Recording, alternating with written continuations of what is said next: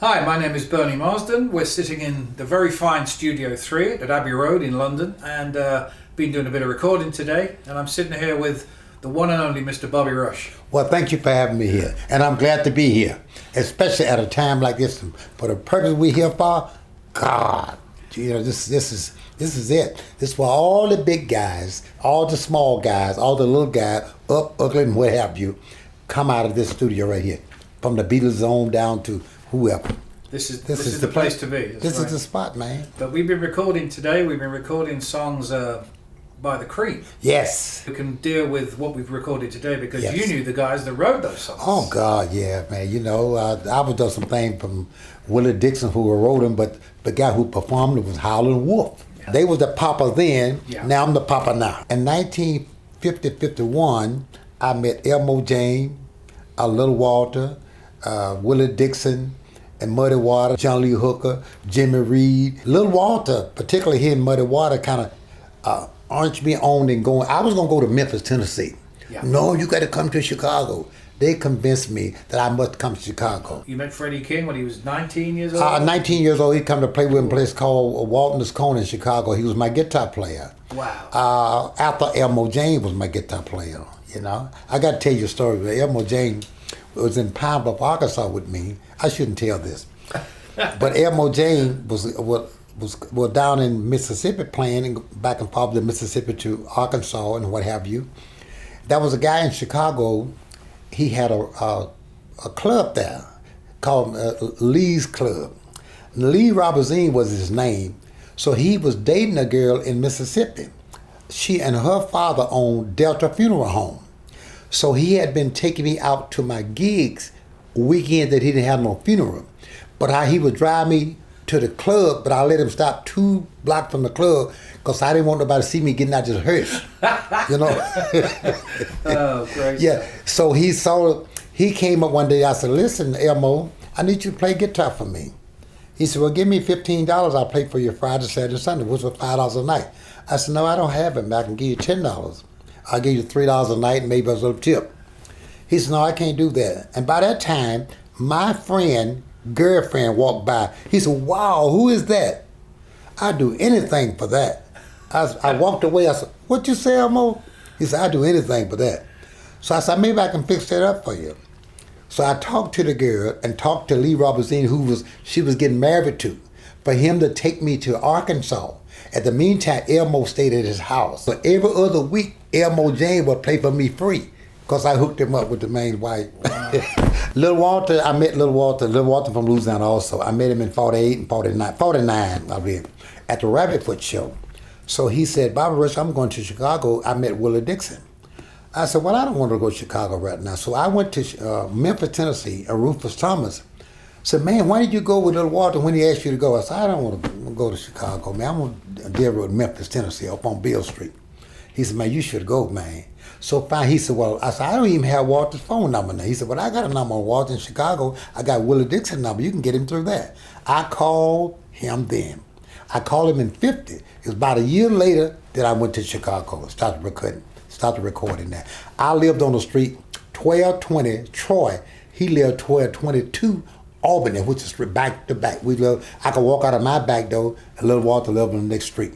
So we was come up together and raised together. And he was a little bit older, but not much older. When I went to Chicago then, Willie Dixon was there, John Lee Hooker, Smokey Hall.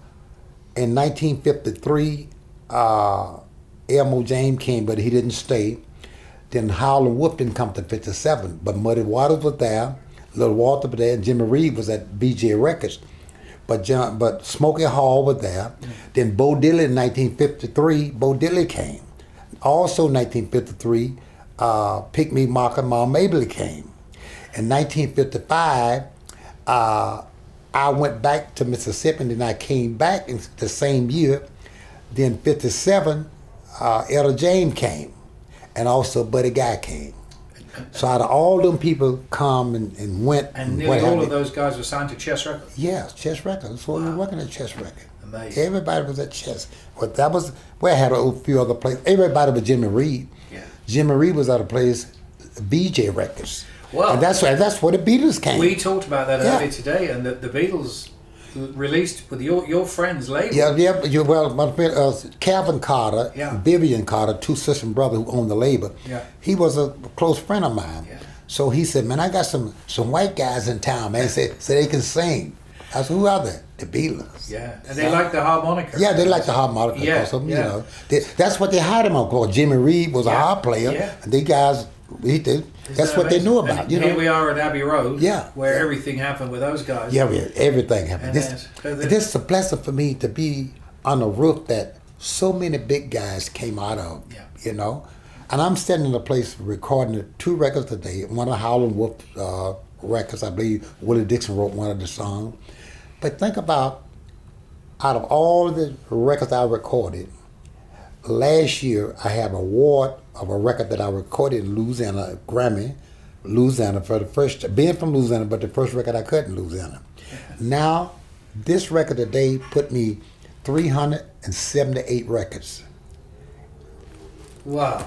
It's 378 record I recorded. And this is one of the better one for me because Today. I'm one of the group of the every great been here. You know, who don't want to record where all the greats come from, you know? I got a long way to catch you up this direction. Well, someone asked me, said, Bobby Rush, so why do you sing the blues? Is it because your woman left you? Yes. You can have the blues when your woman leave you, but you can also have the blues if they stay too long. Let me show you what I'm talking about that.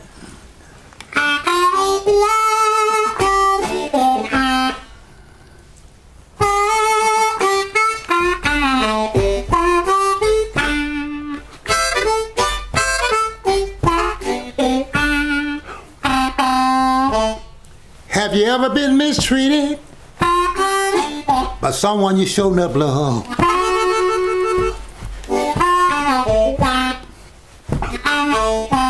Have you ever been mistreated by someone you showed up love?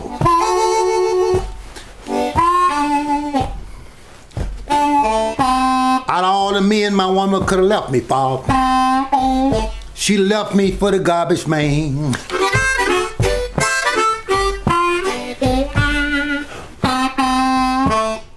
No matter how bad she treated me, still can't get her love out my mouth.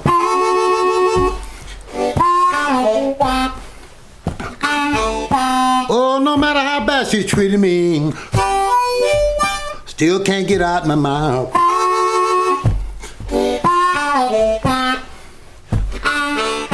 Every time I see a garbage can, I think about her and the garbage man all the time.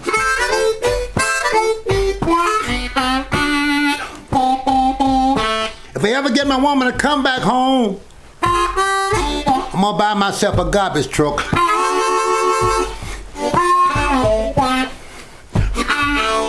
If I ever get my woman to come back home, I'm gonna buy myself a big garbage truck.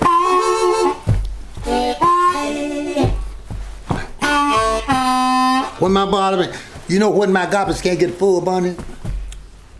I'm gonna take it and dump it way, way, way, way, way out in the woods.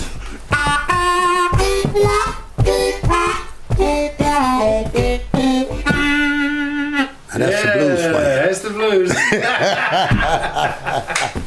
That's the blues for you. Thank you so much. You know. You're welcome. Bobby Rush, live at Abbey Road, ladies and gentlemen. Thank you.